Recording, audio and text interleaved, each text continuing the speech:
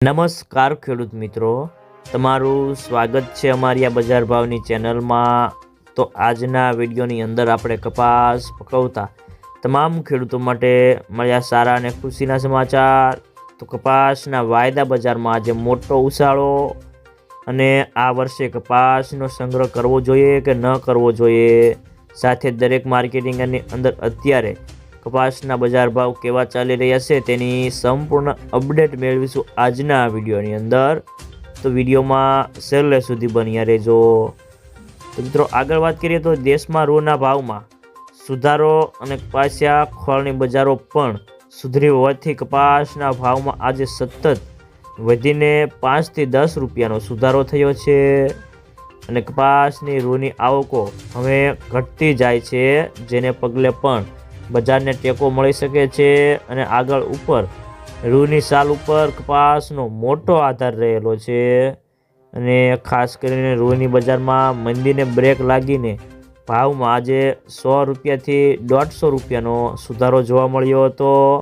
અને રૂની બજારમાં આગામી દિવસોમાં વેચવાલી કેવી આવે છે તેના ઉપર આગળની બજારનો આધાર રહેલો છે અને હાલના તબક્કે કોઈ મોટી મૂવમેન્ટ નથી, પરંતુ બજારો ઘટતી અટકી છે અને કપાસિયા અને ખોળની બજારમાં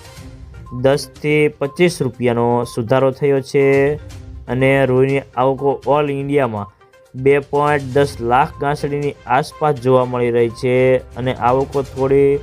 ઘટી છે, પરંતુ હજી 2 લાખ ગાંસડી ઉપર હોવાથી બજારમાં તેજી થવી મુશ્કેલ છે